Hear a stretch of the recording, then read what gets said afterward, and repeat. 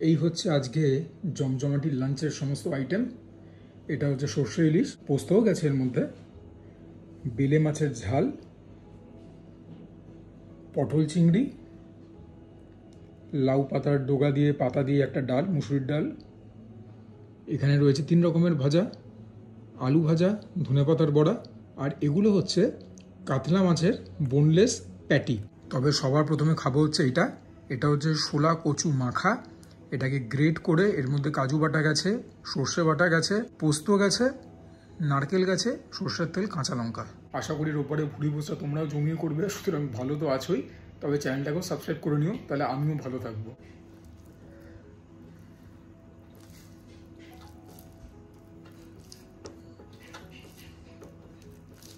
গরমা গরম ভাতে এরকম কচু সেদ্ধ মন্দ লাগে না।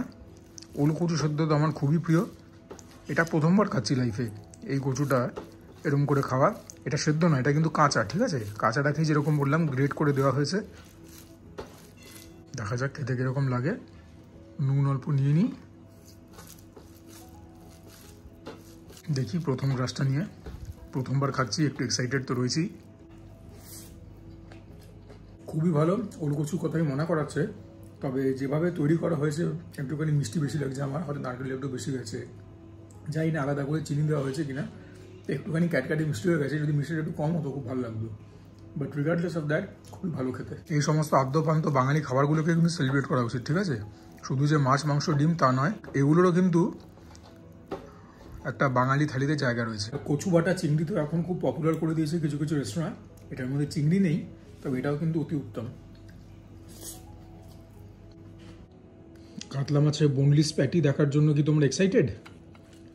তাহলে দেখো, ব্যাপারটা হচ্ছে এরকম, ওপরটা ক্রিসপি ক্রাঞ্চি, ভেতরে মানে এটাকে রুই মাছ দিয়েও করতে পারো, এটা কাতলা দিয়ে করা হয়েছে। ভেতরটা এরকম আলু গেছে, এটা খেতে খুবই ভালো হয়। মার কাটারি মাছের ফ্লেভারটা খুব সুন্দর, ওপরে মানে কোটিংটা নেগলিজেবল, আর মানে যে মশলাটা দিয়ে বানানো হয়েছে খুব সুন্দর, ঠিক আছে? সেভরি, অল্প ঝাল, অল্প মিষ্টি, অল্প টক, একদম মানে all the flavours in perfect harmony. এই মশলাটার সঙ্গে এই যে মানে ভেতরে যে স্টাফিংটা, এটার সঙ্গে কিছুটা বলতে পারি মানে খুব ভেগ, 10-15% অফ দ্য ভেজিটেবল চপের একটা সিমিলারিটি রয়েছে, তার বাইরে কিন্তু ফ্লেভারটা একদম ইউনিক। হা হা, মন প্রাণ জুড়িয়ে গেল।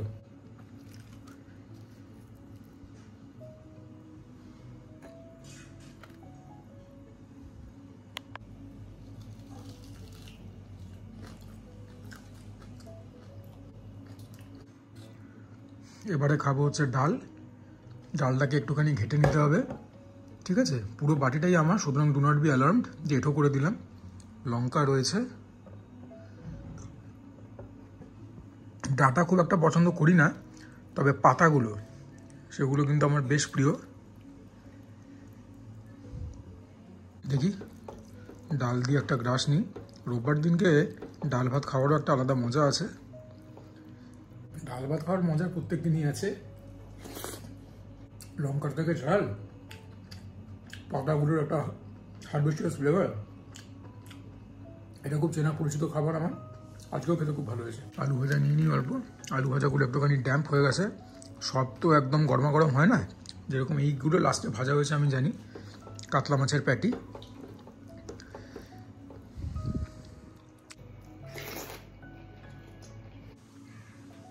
ধনে পাতা বড়াও নিয়ে নিই। ওরে না, এগুলো তো নেক্সট লেভেল হয়েছে। মোটামুটি 2 গ্রাসে শেষ হয়ে গেল ডাল ভাতের পালা।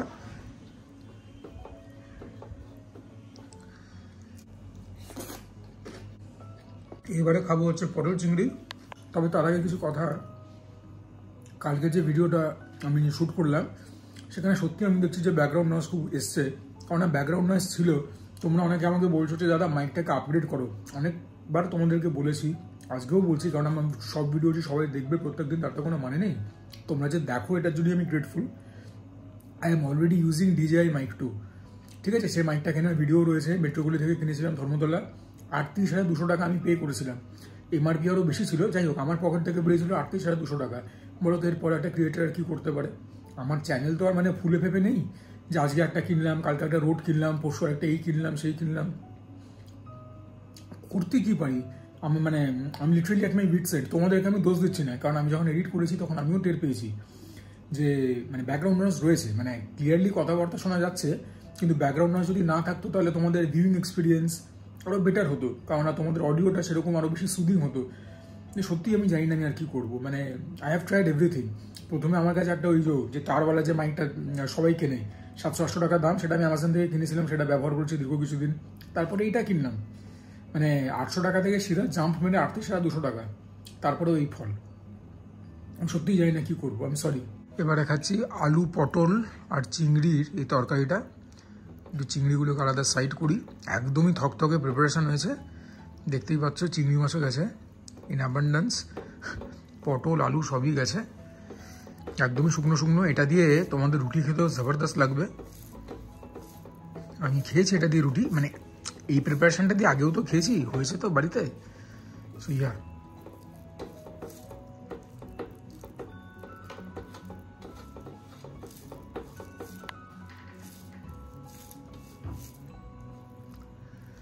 আলু নিয়ে নিই। ব্রিলিয়ান্ট, চন্দ্রমুখী আলু খাওয়ার মজাই আলাদা। পটলের ভেতরে বীজ খুবই কম, একটা জবরদস্ত বাইট হবে, কারণ একটাই বাইট হচ্ছে। চলো, গরম মশলা দিয়ে প্রিপারেশনটা হয় একদম জবরদস্ত। ব্যাপারটাকে চিংড়ি মাছ ছাড়াও করা যায়, তবে চিংড়ি মাছ দিলে একটা আলাদা ক্রাসেশানি ফ্লেভার আসে। হ্যাঁ,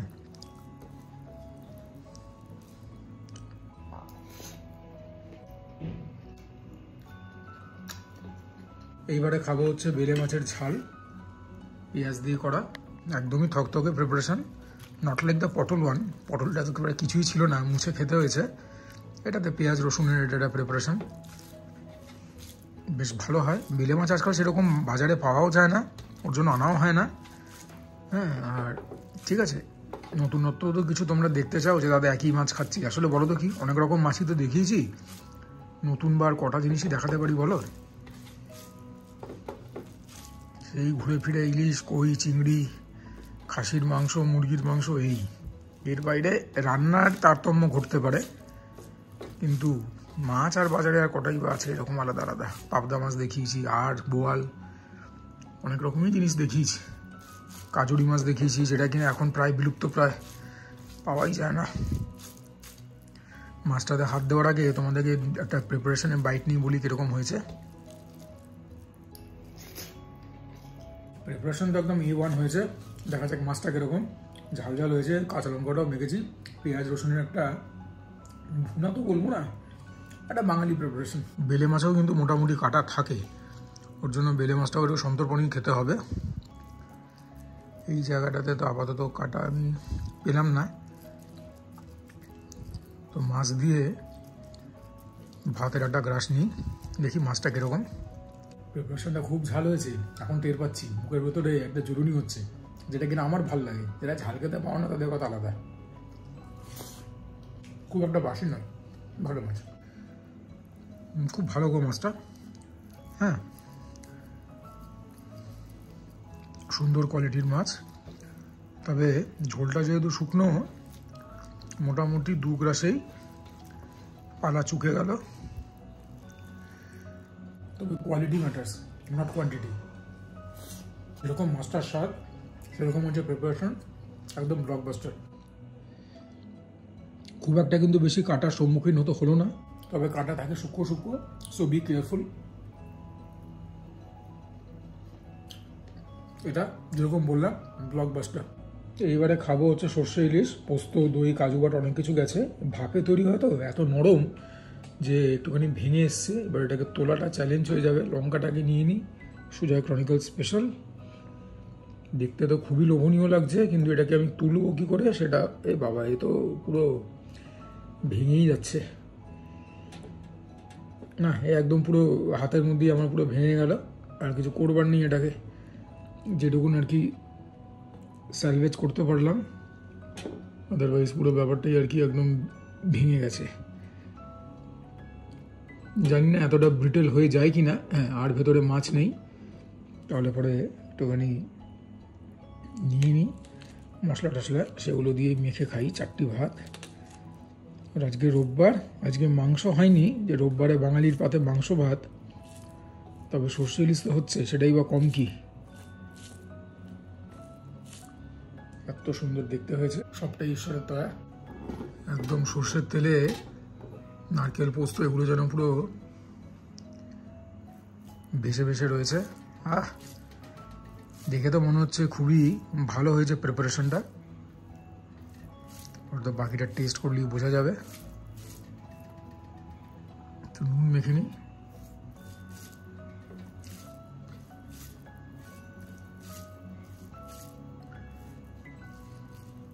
দেখা যাক খেতে কিরকম হয়েছে। ফাটাফাটি হয়েছে। সর্ষের ঝাঁজ ব্রহ্মতালুতে গিয়ে ঠক্কর মারছে। নুন ঠিকঠাক হয়েছে। হতে পারতো যদি একটুখানি পোস্তটা নারকেলটা বেশি হতো, কাজু বাটা একটু বেশি হতাম, একটুখানি সর্ষে ডমিনেটিং। তবে আমার কিন্তু এটা অতি উপাদেয় লাগছে, কেন জানি না, মানে সর্ষের ঝাঁজ আমি করে সহ্য করতে পারি না। আজকেরটা কিন্তু হেভি, মানে বিশাল ঝাঁজ লাগছে। এবং সর্ষের তেলটা আমরা খুব ভালো জায়গা থেকে আনি, অনেকবার বলেছি, এখনও বলে দিচ্ছি। বৈঠকখানা বাজার, মানে সুরেন্দ্রনাথ কলেজের গা দিয়ে যে রাস্তাটা যাচ্ছে শিয়ালদার দিকে, সেখানে কৃষ্ণকালী অয়েল। তবে আজকে প্রিপারেশন আমার খেতে খুব ভালো লাগছে। অন্যদিন এত সর্ষের ঝাঁজ সহ্য করতে পারি না, আজকে ভালো হয়েছে, কিছু একটা ক্লিক করে গেছে। সো মাচ সো যে আমি একটুখানি নিচ্ছি এই ব্যাপারটাকে, কেননা আর একটুখানি ভাত খেতে ইচ্ছা করছে। মুশকিলটা হচ্ছে তোমাদেরকে মাছটা দেখা দিতে আমার ভয় লাগছে যে কোত্থেকে দেখাবো। এ তো পুরো ছিদ্রে গেছে মাছ, আর এরকম মাছ এবারে বাছাটা হয়ে যায় মুশকিল, যে কোথায় কাটা থাকবে কোথায় কাটা থাকবে না।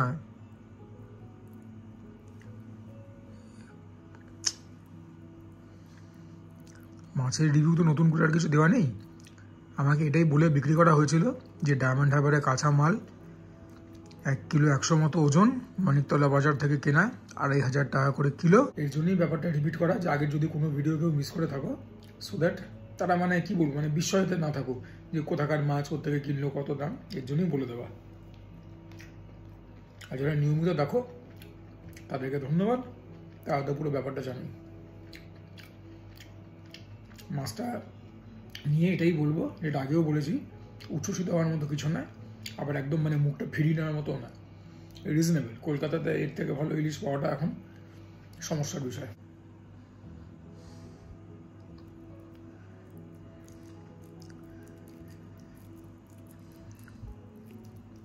কাটাটা কমই আছে এই পিসটাতে, মানে এই জায়গাটাতে। দেখি প্রিপারেশনটা হয়েছে, কারণ খেতেও লাগছে ব্যাপক। ঝাঁঝটা যখনই মুখে বাইট নিচ্ছি, মাথার এখানে কিছু একটা খোঁচা মারছে। দেখো এখানে আর তো দেখাবার কিছু নেই, তবে এই মাছটাকে একটুখানি কায়দা করতে হবে গো। এটা যেরকমভাবে সর্ষে পোস্ততে মিশে রয়েছে, মাছটা ভেঙে ভেঙে আসছে, কাটাটা বাছাটা একটুখানি সমস্যার বিষয় হয়ে দাঁড়াচ্ছে। আই উইশ তোমাদেরকে একটুখানি দেখাতে পারতাম, কিন্তু আমার খুব ভয় লাগছে যে গলায় কাটা ফুটলে কিন্তু একদম সাড়ে সর্বনাশ।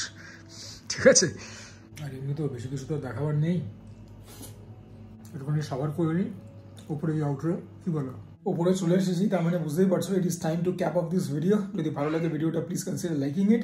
চ্যানেলটাকে তো প্লিজ সাবস্ক্রাইব করিয়ে নিচ্ছ ততক্ষণে, যদি না করে থাকো you guys are doing a massive disservice. Please comment down below, তোমাদের কমেন্ট থেকে অনেক মোটিভেশন, ইন্সপিরেশন এবং ইনফরমেশন পাই। Share my content with friends and family. And for now this is me Sujoy signing off. তোমরা প্রত্যেকে ভালো থেকো, সুস্থ থেকো, জমিয়ে খাওয়া দাওয়া করো, তোর সঙ্গে ওয়ার্কআউট করো, বিকজ দ্যাটস ইম্পারেটিভ।